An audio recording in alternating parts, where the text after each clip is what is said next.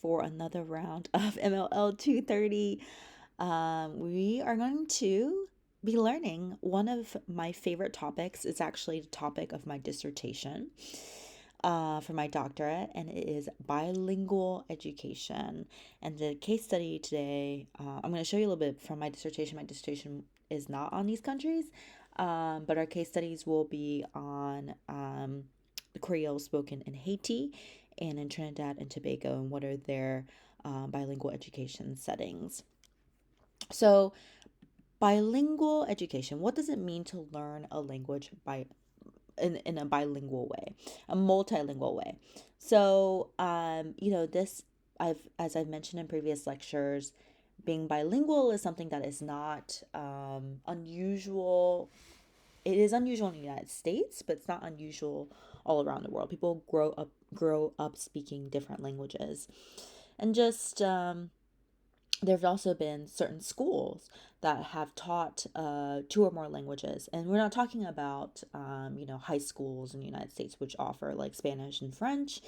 We're talking about the language of instruction. So maybe half your day is in English and half your day is in Spanish.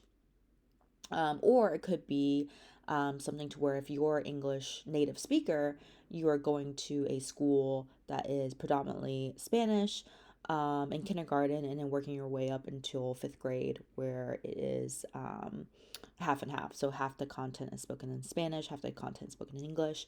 Or it could be that your school offers certain subjects in Spanish and certain subjects in English. So, for example, maybe you have language, arts, and social sciences in English, but you have math and science in Spanish, for example. Um, Teaching English to immigrants in the United States is not considered bilingual education. Okay. So, in the English teaching world, we would say that that's not equal, right? So, bilingual education is pivoting these languages as equal components, right?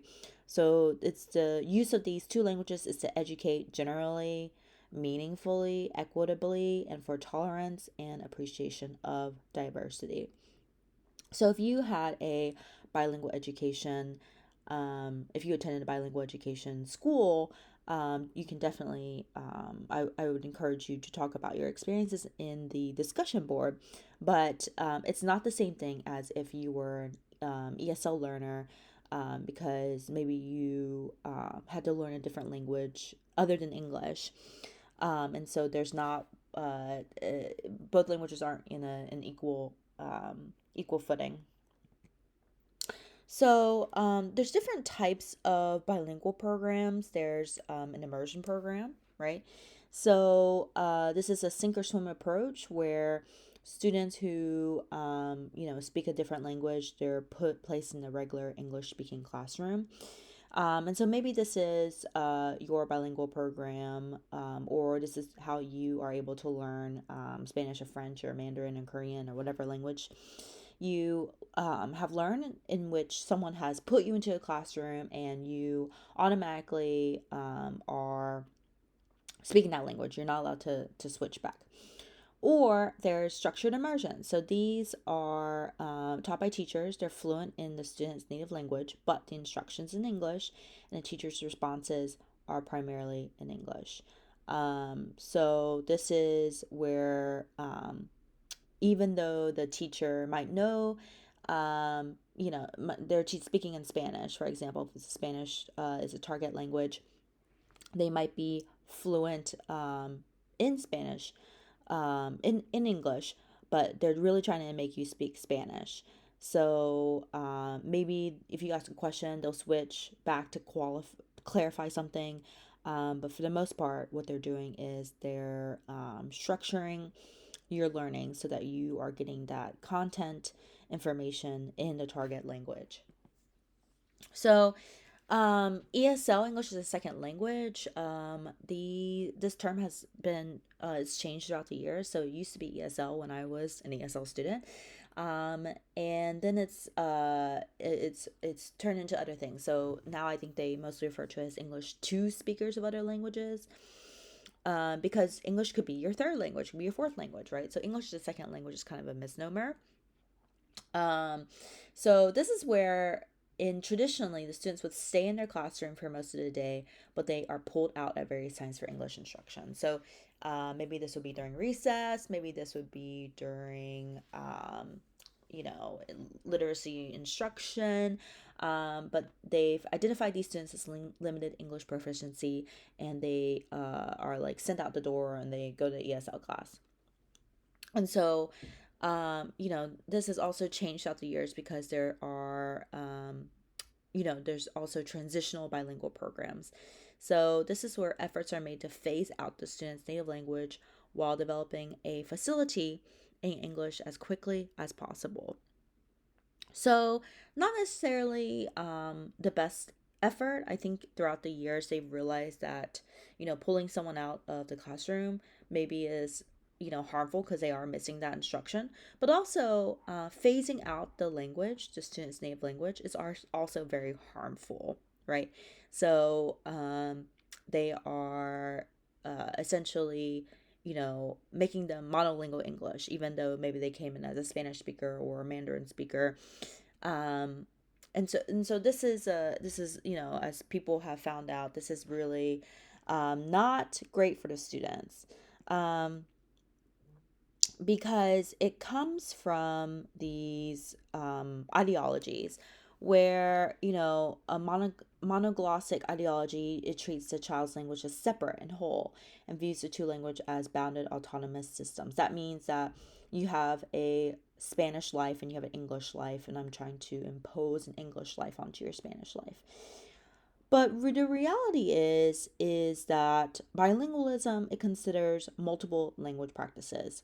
So, for example, there are different domains. You might be using Spanish at home and then English at school, or maybe you're using English at school and Korean at home. But then on the weekends, you speak German to your friends, right? So, there's different constructions of multilingualism. And so people have really, education scholars have really taken this idea of bilingual education and they refined it over the years. So it's less like you're singling someone out for not speaking English, and it's more so that you're including them in the practice of learning a different language. So English and another language.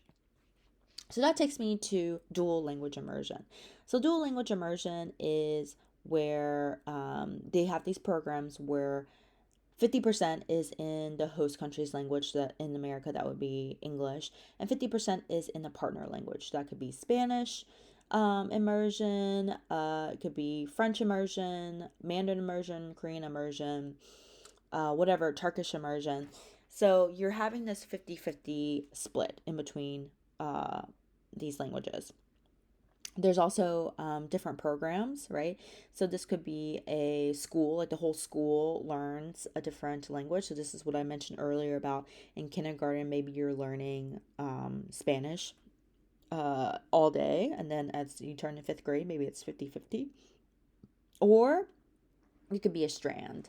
So that could be just a singular program. Like the rest of school is learning like a traditional school. And then there's like a Spanish there's a contingent of the kids that learn Spanish, right? And you're taking native Spanish speaker kids and you're taking native English speaking kids and you're putting them in the same classroom. It could be one way or two way. So it could be that you are, you know, like I said, like one way would be if you're uh, importing your language, so the target language, let's say English, to speakers of Mandarin, or it could be both ways. So the Mandarin speakers could be teaching the English, or and then the English could be teaching the speakers can be teaching the Mandarin speakers. So throughout the years, they've noticed that people who are enrolled in this kind of dual immersion, that there's certain advantages. For example, they have the children develop linguistic knowledge, they develop cognitive skills, they develop social development. But there's also been some critiques, right? Because you know, even though the research is pretty recent, they've noticed that it's really wealthy parents or parents of professors or parent educational scholars who are putting their kids into these schools, right? Because you really have to be knowledgeable about what your kid is learning.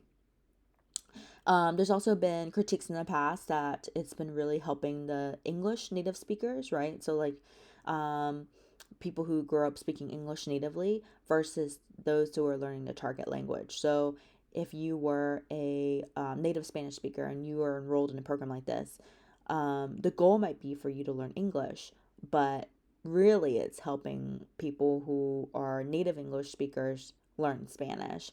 So, there's been kind of this elitism feel to it, and then also there's a cultural, sociocultural aspect in which people who put these their kids into this type of school are considered to be quote unquote good parents. So they're not necessarily doing it because they believe in bilingualism, but because they want to be seen as like a top notch, really good parent, good mom or good dad. So, bilingual education includes multilingual practices that maximizes learning efficacy and communication, and of course, fosters and develops tolerance towards linguistic differences, as well as an appreciation of languages and bilingual proficiency. So, anyone in the bilingual world can kind of tell you, like, if you are learning another language, you're not also learning that language, you're learning a different culture, right? So critics of bilingual education, they see that it's not feasible for everyone to learn Spanish or to learn another language, because they said, well, why are these kids, these most of them maybe children of immigrants, why are they learning Spanish, right? Shouldn't they be learning English, right? Because English is the language of opportunity. English is a way to access the American dream. Like, they're going to be tested in English. They're going to get jobs when they grow up, that feature English. So why are they not learning English? There's also uh, critiques of segregation, right? So in the United States in particular, you have a lot of Latino students. And so when you put them in an immersion program, a lot of people say, well, you're isolating them, right? Like, they're not being integrated into the regular classroom. Um, so there's also, an immutable relationship between language and identity. So, for example, um, my dissertation looked at a Mandarin English school, but why didn't it look at other languages that are Chinese, like Yue or Hakka or, Cantonese or, you know, yeah. So it's Taiwanese. Like, it's very difficult to, um, it is, because it still has that connection to China, and so I'll show you a little bit in my research how the parents, even though they wanted their kids to learn Mandarin, they're still kind of wary about it. Um, in Canada, they learn French and in English, but they're not learning the indigenous languages. And even think about your experiences in learning a language. Like, if you're a Spanish learner, if you learn Spanish, like, what kind of Spanish did you learn? Did you learn the Spanish from Spain, or did you learn like Colombian Spanish? Because they're very different. And then a lot of people have tried to make bilingual education illegal. Um, there was a proposition by Ron Unz, a California millionaire. It's very funny. I feel like millionaires are always in politics. I don't know why, but he really introduced this notion of English only. Okay, so English only is where he recommended that the ESL students are placed in 1 year English immersion. So they are essentially telling them to get rid of their native language. So this really it passed for a little bit. It is now it kind of got voted out, but for a while people did not like this idea of bilingual education, and of course it had a lot to do with the speakers themselves, right? Because language is not in a vacuum. You don't think of Spanish with people who speak Spanish and not form an idea about them. And so a lot of people were really against, this kind of bilingual education. So in the federal case, I went all the way to, I think the Supreme Court, if not the California State Court, but it ruled that Proposition 227 was constitutionally and legally sound. So since then, they pushed for similar legislation. Chicago public schools require preschools with at least 20 children who speak the same language to provide bilingual education. So, yeah, it's been very controversial, very controversial. As we learned in the past, language does not, come by itself. It comes with other moral implications. And so, when it comes to bilingual education, you're basically telling these kids that they can't learn their native languages. Um, and this is also, I think recent research will tell you that this, has been voted out in recent years. But, over 25% of individuals over five in the latest American Community Survey, which is sponsored by the U.S. Census, they found that people speak a different language at home. So one out of every four persons in the United States speaks a different language at home. It's a quote from scholar Fishman. Bilingual education is a celebration of liberal from provincialism for those who know only English, and liberation from self-doubt for those who haven't yet learned English. So, it just makes sense for there to be some sort of bilingual education, right? Because if there's one out of every four individuals are learning a different language in the home, and you're telling these, people that they have to learn only English, you're missing out on a lot of opportunities. So, bilingualism, I mean, language is a medium of power, and knowing how to use this language is a way to gain this cultural and this symbolic capital. I don't have to tell you that anywhere you look, speaking another language is going to be an asset, right? They're going to ask you on a job interview, like, do you speak Spanish? Do you speak other languages? Do you have a background in Korean? Do you have other linguistic skills, right? So, um, and so the linguistic capital can also translate into cultural and symbolic capital, right? So, for example, you might really like Japanese culture, right? Japanese culture really is something that resonates with you. Or maybe your family is from Japan, right? So it has some maybe symbolic value. So it's not only the language itself, but it carries with it these cultural and symbolic connotations. So, to my dissertation defense, what I did was I looked at a Mandarin English dual language school. I actually looked at two schools. One was a school, one was a program. And I tried to understand parents' ideologies and expectations of why they want to put their kids into this Mandarin English school. So, why Mandarin Chinese immersion? Well, Chinese immersion is the second most popular immersion school after Spanish, and it's increased. So even I'm using 2021 data, but there's been 335 schools that offer Mandarin immersion. So not just like Chinese as a language, they are having from kindergarten. They're speaking Chinese right off the bat. Your teacher's going to be speaking Chinese to you. You enter a classroom, they're going to be speaking Chinese to you, including 44 school-wide programs. So the entire school, we're talking about math taught in Chinese. We're talking about social studies taught in Chinese. So they are, it's growing. Mandarin is a popular language because it's the most popular spoken language in the world. And I really like this quote from a former student wrote this on the discussion board once, and it really changed my life. And, hopefully your posts are also changing my life. But she wrote, there are Chinese people wherever the ocean waves touch, right? So it could be used socially, right? Like I said, like a lot of people are learning languages so they can speak it, right? And there's going to be Chinese people everywhere. There's Chinese people everywhere you look. So it would be good to know the language. So I really had two research questions. The first one looked at the linguistic, educational beliefs, motivations, ideologies, and the experiences of the parents whose children attend a Mandarin Chinese English bilingual school.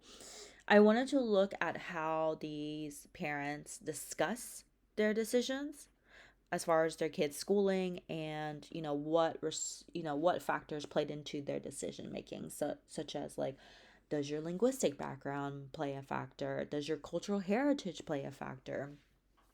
And then I looked at how parents actually engage with Mandarin at home. So not only what they believed, but how they actually acted out what they believed.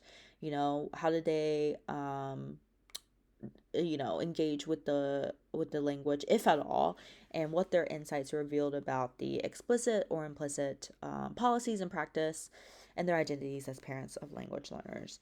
And just as a note, if you ever want to do a PhD, which I hope that you all will, but this is a lot of questions that to answer, which made my dissertation like 400 pages.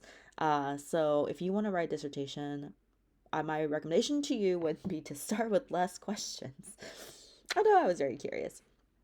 So my research in design and methodology, I looked at two schools in the Mid-Atlantic. These are obviously not their real names, but there's Penn Elementary. So these are three parents who enrolled their children in a partial immersion.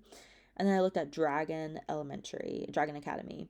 And this is featured 19 parents whose children recently attended a dual immersion school, in a dual immersion program in a charter school. So what I found were that these parents, they're elite, they're wealthy, they all have advanced degrees. My racial breakdown was actually pretty pretty multiracial. Almost half were non-Hispanic, white, Caucasian. Um, and then, the rest were mixed race or Latino, Hispanic, Asian American, or African American, or Black. I will say that the racial makeup of the school was 40% Black. So I didn't do a good job of gathering an appropriate sample size, which is, kind of sometimes that's what happens in research. You set out to get a good sample size and you just end up with the participants that you get. So they're multilingual, mostly English speaking, but some parents spoke Spanish, some parents spoke French, German, and Taishanese. So as far as why the parents wanted to put their kids into school, I kind of grouped them into three reasons. The first reason was that monolingual English speaking parents were making up for a lost opportunity. So one of my parents said, I probably should have kept up with my Spanish and I didn't. Oh, I wish I could speak in their language. So my children are not allowed to quit anything. So this really shows you that the parents are living vicariously through their children. They are really, they grew up speaking a language, or maybe they lost it. But they're saying, I saw this opportunity and I was like, I don't speak this language, but my kid will. Then there was a subset of parents who were non-Chinese, but they were multilingual. And so I kind of had the sense that they wanted to speak the language because they wanted their children to be this global citizen of the world. So one of my parents said, I grew up in international schools and it was not unusual for kids to speak 2 or 3 or 4 languages, and they were fine. So again, this belief in bilingual education, maybe because they themselves were bilingual, and so they believed that their children would also be okay, right? Or gain from this experience because that was their experience. And then I had 4 Chinese heritage parents. So these were parents who had an ancestor that was Chinese, or a parent that was Chinese. And they were reconciling their language shift through school choice. So that meant that they, didn't speak Chinese anymore, or didn't speak a variant of Chinese, a dialect of Chinese anymore, but they wanted their children to kind of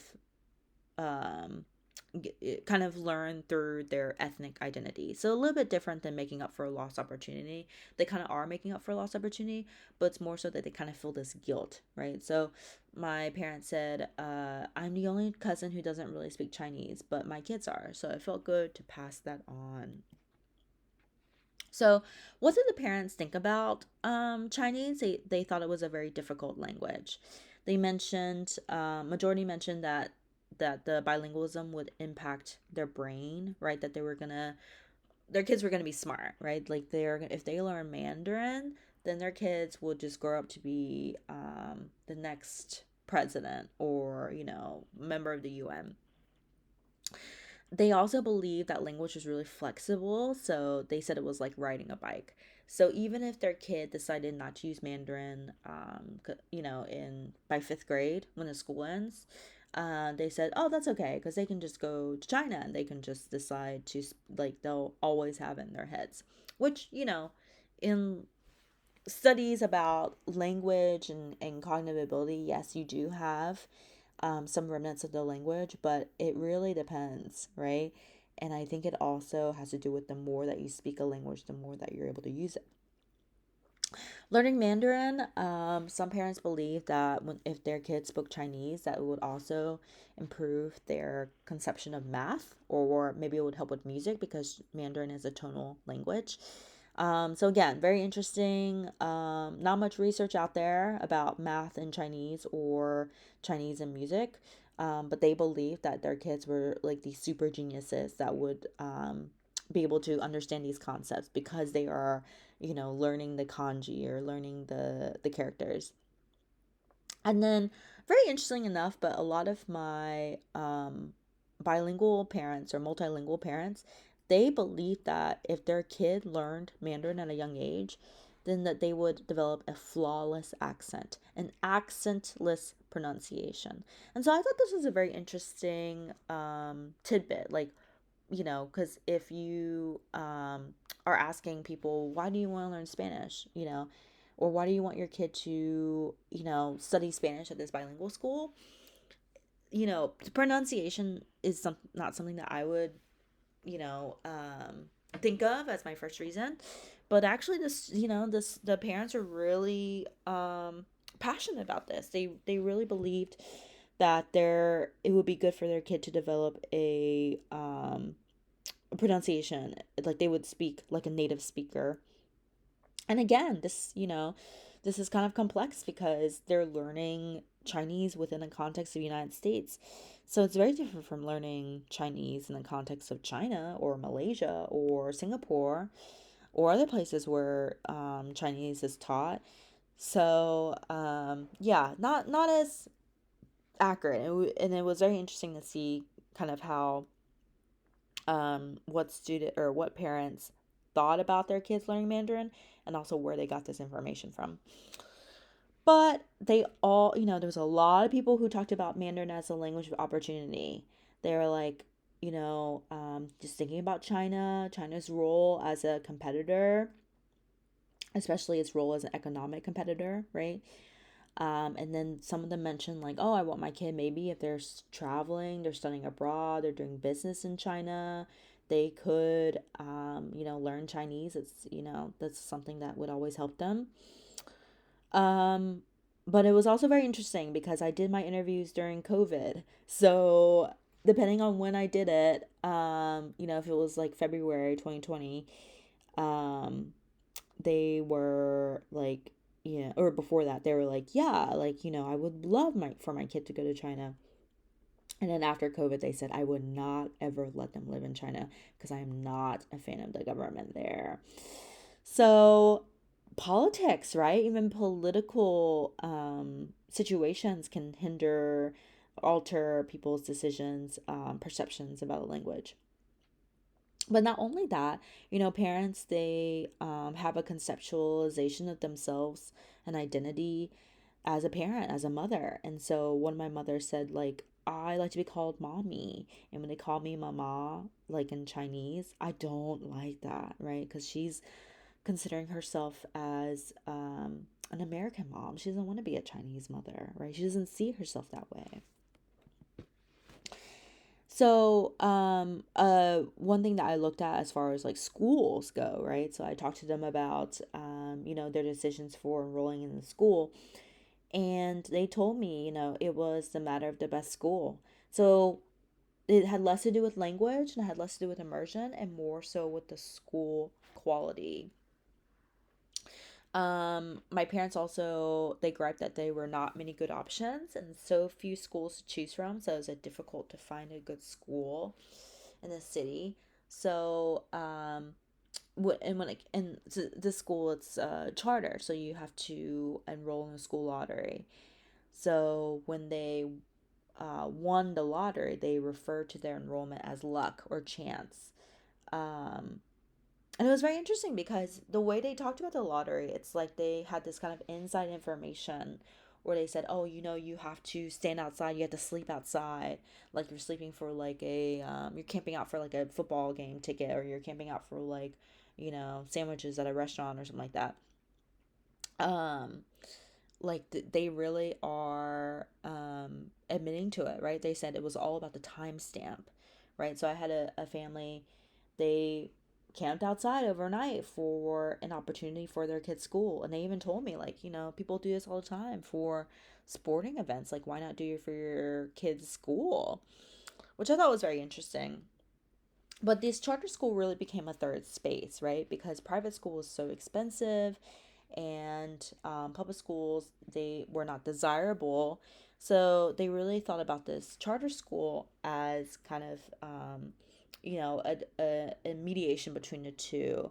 And, I think that also when parents are putting this much effort into school choice, that the school itself actually becomes better because they are thinking about, the teachers, they're thinking about the curriculum. And so it is something to where they have a personal stake in the school. And of course, the school gets better over time. So, as far as parents' experiences, I kind of divided into two. I divided into whether they're triumphs and whether they're struggles. So their triumphs I really felt were when the parents took their kids on trips to Singapore or China or other places to demonstrate their knowledge. They're able to validate that that the school was the best, right? So they were really beaming with pride when they were able to go back to China and speak very fluently to their grandparents, even though they themselves could not. Another triumph was, for them learning Mandarin, it was an opportunity to meet foreign dignitaries. So this is when the president of China, Xi Jinping, came with his wife to visit United States. The president at the time, President Obama, and Mrs. Obama.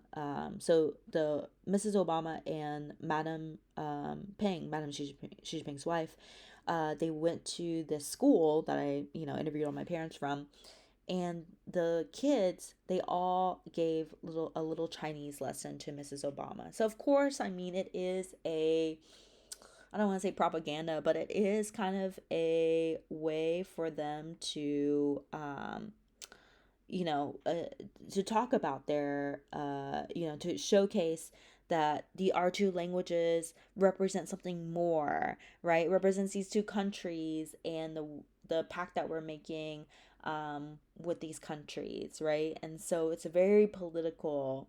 So the school in and of itself has a political stronghold. But some struggles, right? So some anxieties over the English curriculum, okay? Because remember, they're only getting 50%. So, one parent said they were only getting half of the English that their peers in single language schools are getting. So if their peers are learning, they're reading at a second grade level and they're reading Harry Potter, and your child is really struggling with ABCs, you're going to be wondering, right? Like, is this education too much? Is it just too much for their heads? Is Mandarin really hard? Some parents also disagree with the school's social justice curriculum. So, what I talked about earlier with kind of the goals of bilingual education, it is very much tied to this idea of diversity, inclusion, equity. And in some cases, social justice. And a lot of parents disagree with this. They said, I want my kid to learn Mandarin, but I don't want them to learn these topics because they're a little bit too mature for a fifth grader, right? Um, and some parents also take a pause with the world centric curriculum because they're learning so much about China, they're learning so much about other nations, but they're not learning the capital of Nebraska. Someone asked, what about learning like the capital of Nebraska? Which I still don't know the capital of Nebraska, so but I have Google. So some research contributions, implications, and recommendations that I had. I have more slides in this. I didn't want to bore you with my dissertation, but you can read it if you want. But it actually is one article is a required reading. But anyway, so I thought these school needs to learn these parents' voices, right? Regardless of their background, they need to learn what people are thinking, like even the dissent, right? Even the suggestions. I think that they need to provide a little bit more visibility on the admission and lottery. Because like I said, like how would you know that you're supposed to camp out for a chance at the lottery and that the timestamp mattered, right? That you would have to be first in line because you were standing outside at 10 o'clock at night, a lot of people didn't know a lot about the curriculum, so maybe they could offer workshops or partner with the PTA. And the school could also help with mitigating some of the electronic resources that might be really hard for parents to obtain. All right, let's talk about bilingual education in the Caribbean. Bilingual education in the Caribbean. So, the Caribbean, many of you have been here. It's beautiful. There's lots of different islands that you go to. Um, but yeah, so some of them, obviously, it has a very colonial past, which I'll talk about. So that's why you'll have a lot of, different territories belonging to different countries. So, for example, Turks and Caicos is part of UK, Puerto Rico is part of the US, Saint Barth is part of France. So, just, yeah, a little bit of the colonialist past here. So, this is, mother tongue. What I talked about earlier about, bilingual education, learning the mother tongue or learning the native language is beneficial because it's very difficult for you to start from scratch. It's very difficult for you to learn a language that is not native to yours. And so it is better for you to learn in your native language. So it's better for you to learn in Spanish if that's your native language and then transition to learning English rather than starting English immersion right off the bat. Because it's shown that these literacy skills they transfer. Um, and, academic success and cognitive skills are better served by language policies which support maintenance of the mother tongue as long as possible. So the research actually says if you want your children to succeed, you should teach them in their native language, right? As far as like second language learning. So the Caribbean has a lot of different languages. Like I said, a lot of the colonials past here. You'll see with Haiti, which we'll focus on, its official language is French. Its national languages are Francophone Creole. Okay, so it is a recognized language. They are mutually exclusive. The French and the Haitian Creole are mutually exclusive. Okay, they're not the same language. You'll see, for example, in Jamaica, they speak English, but it's kind of more of a Anglophone Creole. And it can be very different, right? Trinidad and Tobago, which we'll focus on, is English, but it has an Anglophone Creole, a Francophone Creole, and then some indigenous languages. So you got Bhojpuri, which I think is Indian descent, and then Spanish Francophone Creole. So where it started, so the first inhabitants of the Caribbean were the Taínos and the Arawaks and the Caribs. Um, Obviously, these indigenous people, they don't exist anymore because Christopher Columbus comes and quote unquote discovers, right? You can definitely tell my connotation here, right? That's not really discovery, it's more like murder, but indigenous population rapidly declined because of sickness and violence by the Europeans. And so, just to give you kind of a sense of, these indigenous populations, they had a whole society, a whole civilization. They built a family house. They had a ceremonial stool. They had a canoe. They had a very much a culture, and some of those cultures are still present.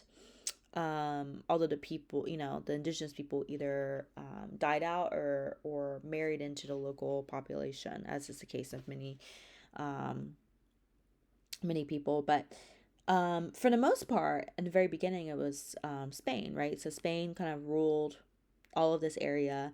But for um, what happened for Haiti was that there were these French pirates that came and settled in the west coast of Hispaniola, and so they were there for a long time before the Spanish Empire really figured out who, like, where they were doing and who they were. Because of geography, because of the fact that Spain was so far away, so they really couldn't keep track of the number of islands that they quote unquote conquered. So in the settlement history, very sad, very small Aboriginal survival under the Spanish rule, and then you have the French coming, right, with a few African slaves to settle the area. Louis XIV claimed the western side of the island, and then the slave population grew because they found out that this was a great place to grow lots of crops. You have coffee, sugarcane, tobacco, cotton, cacao. And so it led to this classic plantation colony with a distinctive Creole culture and Creole language. So in the beginning, the slaves spoke French, right? But if you have more and more slaves, because at this time it was I think the richest colony of its time, because this is a place where you could grow sugar cane and sugar was king. So, over time, when they were importing all these slaves, they had less of a slave master and slave interaction and more of the slave speaking among itself. And so this kind of grew into a Creole culture that was became less and less French.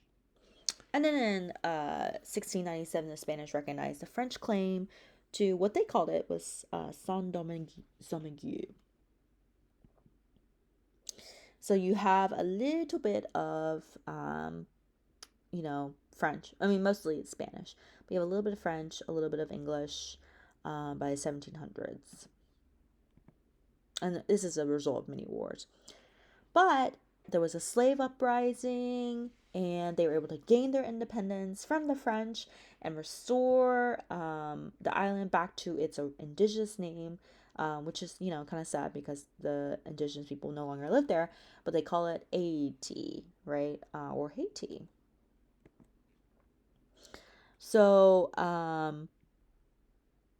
a little bit about the slave population. It kind of grew and grew, and then Haiti became the richest French colony. It provided a third of French foreign trade, and it gained its independence in 1804. So the contributing languages, right? You have French, but it's interesting because you have not the French that there exists today. You have the French from the regional and colloquial varieties in the 17th and 18th century, right? So very, very, very different. It's kind of like how Canadian French is also very different from uh, French from France because they are kind of gaining the French from back in the day that colonialism existed, or in the Canadian example, whatever French happened at the time of settlement, that's the French that they use, which is different from French today. It's kind of like American English and British English, although a little bit more drastic. Um, African language influence, the Kwa group of West Africa, the Bantu language of Central Africa. So these were the main languages of the enslaved population. And then you also had a little bit of Amerindian language influence. Haiti, the original name meaning vast land or mountains. And a very few lexical influences. So Canary means an earthen jar. And again, when we're talking about the lesson on Creoles, there's super straight, which would be French. This is where you get all of your lexical items or your words from. And then for the grammar, it's mostly from the African influence, or in this case, there were some Indian influences as well. So, for example, here's Creole. So, this is Haitian Creole, right? And then the French, and then the English. So, you have fille for girl, fille, and that comes from la fille, which means the girl. So, you can notice here that they have the article that's usually before the noun, like la fille or la ordinateur. They have it after the noun, and that's very curious, and that's from an African influence, right? So you have ordinatea, crayonan, banan, livla, mondlan, and famnan, right? So very, very, very interesting, these influences from French, but they made it over time you have a switching of the grammar. So the grammar is African, the words are French. So, right? So you'd have something like Creole avec France, c'est langue officielle, République d'Haïti, right? So that would be an example of Creole, right? So this is the official language of Haiti, Creole in French. However, this is written in the article, but only 10% are bilingual in French, even though it is the official language. Um, they actually, I think it was until 2009, it was mandated that the all official instruction and education was in French until very recently. And I think they're trying to now teach them in Creole, right? Again, as I mentioned, teaching in the native language, the mother tongue, is the pathway to success, right? You're able to recognize the Creole, you're able to recognize the kind of language, you're able to understand the metalinguistic analysis, the literacy, much more than if you were just thrown into a French speaking environment. It's better for you to learn Creole because 95% of people speak it. They speak predominantly Creole. So, right. So all Haitians speak Haitian Creole, but only 10% are considered bilingual in French and Creole. And so this is the elite language, right? So they have this diglossia where the Haitians use in everyday interactions. So those, the playgrounds and the markets and the families, the schools, the homes, or sorry, not the schools, but the homes. And then French was used in schools, government, official documents. For formal education, Creole was allowed to be used in 1979. So it's still pretty recent, right? And it's, yeah, I think it's until very, very, very recently that they decided to teach them in Creole. But even allowed to be used, right, for formal education, that wasn't until 1979. So, what are some problems to bilingual education in Haiti? Is that there's a very low level of literacy. They have probably 20 to 33% of people, speakers who are actually literate in their language. So, 65% has no formal education, didn't go to school at all. Okay. So these are some problems against the success of bilingual education.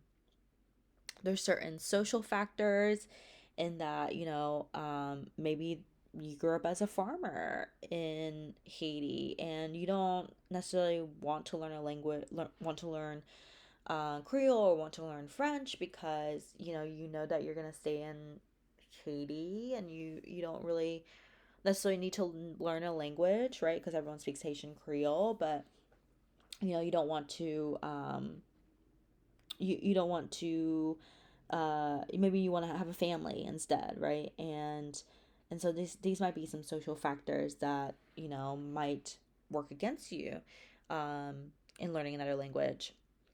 Pedagogical factors, so finding enough teachers who are fluent in Creole to be able to teach Creole and French. That's very difficult, right?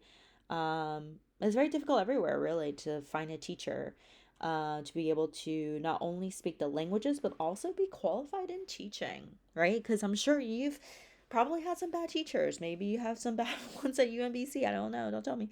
But yeah, so that is very difficult to find. Poverty. There's lots and lots of poverty, right? It keeps the majority out of school. This is even before they had like a big earthquake, right? So they're really experiencing this economic hardship. There's lots of corruption in the government. There's an attitude among parents that if they want, they see French as a language at an advantage, so they don't want uh, people to learn this Creole. Okay, so have you seen kind of these instances in which social class really plays a factor? Elitism, right? They see French as the elites.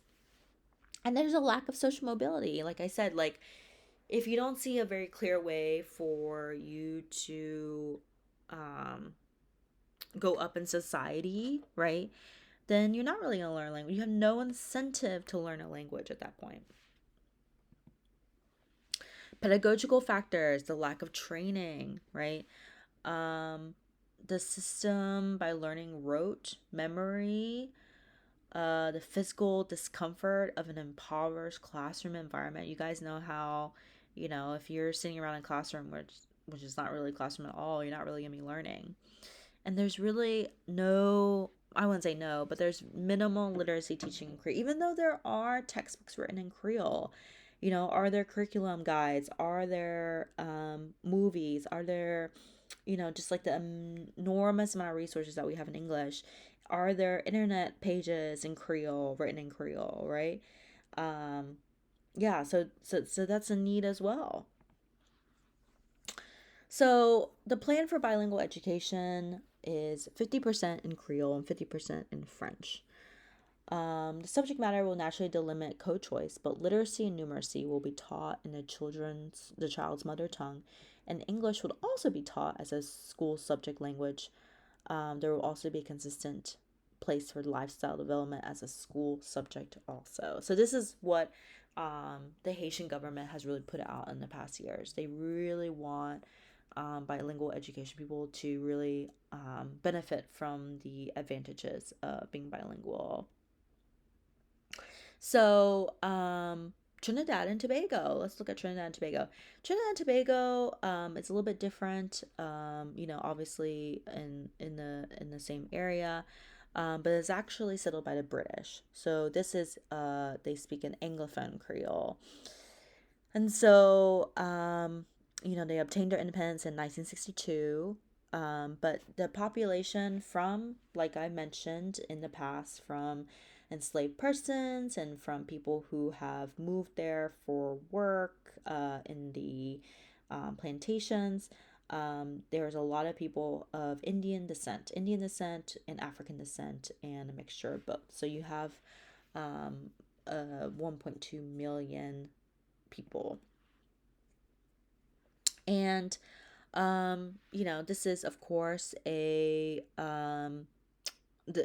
education is continues to be a problem in these countries as far as literacy, as far as the population finishing secondary school.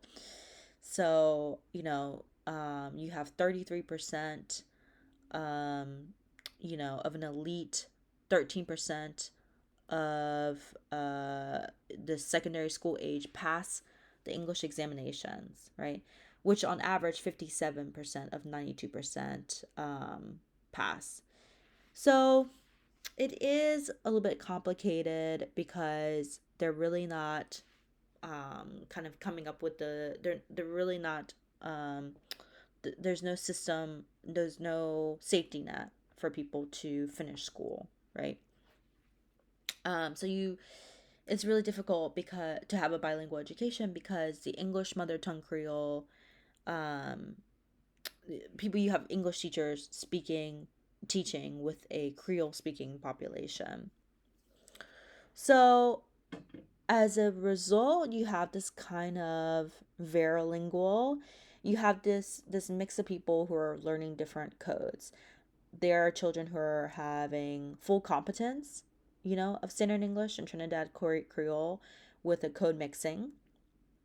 You have children with a full competence in one code and partial competence in another with some code mixing. And you have limited competence in these two codes with motivated but sometimes erroneous mixing in between them. Okay. So it's not that you have the children who are bilingual. Some children are learning speaking in Creole, but they think it's standard English, or vice versa. So, there's really no meta linguistic awareness that is happening. This is what the article talked about, that they were these blurred lines. They perceive these two languages, English and Creole, as the same, when they're not, they're different. There's also the extensions of functions of the Creole to semi-formal domains. So, even in the student-teacher interaction, they'll use Creole, right? So there's really it's very different from the Haitian example where there was a clear diglossia of what situations to use. So there's a mix of languages being used here. And there's a lack of language knowledge and awareness. They don't really know what is standard and what is Creole. So there's just kind of a mixing. So language awareness is, explicit knowledge about the language, conscious perception and sensitivity in language learning, language teaching, and language use. If you're linguistically aware, you have good knowledge about language and a conscious understanding about how these languages work and how people learn and use them. So what's missing in Trinidad, in Tobago, is this kind of understanding of what is a Creole and what is standard English. And so, because you don't have these two understandings, it can get very blurred, as the author mentioned. And because of this, it's very difficult for them to learn either code because they're kind of using it in various means that, are kind of that they don't understand that what they're speaking is non-standard. So this kind of raises a problem because, and I'm sure you've noticed this, like, what is the difference, right? So, like, how do they know what is a Creole and what is not? Because Creoles are something that is derivative of the standard itself, right? But if the language changes, then how does that work out? So, one problem in the identification of these languages as Creoles is caused not by the unusual circumstance that Creoles tend to be spoken in the same geographical regions as the languages that provide the greater portion of their lexifier. So, it's hard to tell what is a language and what is a Creole because the standard language and what is a Creole because they are getting their words from the Creole, right? So it's like if someone were to speak to you in a Creole but they use English words, you would be like, okay, are they trying to speak English or are they like a non-native English speaker? Um, and maybe they're speaking Creole, they're speaking their own variety, right? So what linguists have done is they've tried to create the spectrum because they don't want to say like, because if you're putting, okay, everything needs to be a standard, then that's putting the standard English or standard French at the top of the pedestal. And you don't want to do that as a linguist, right? You want to say that all languages are equal. So, but you want to kind of have a way to qualify that there's certain continuum of like how much is this Creole being used. how much is this variety accepted among the, the people in power.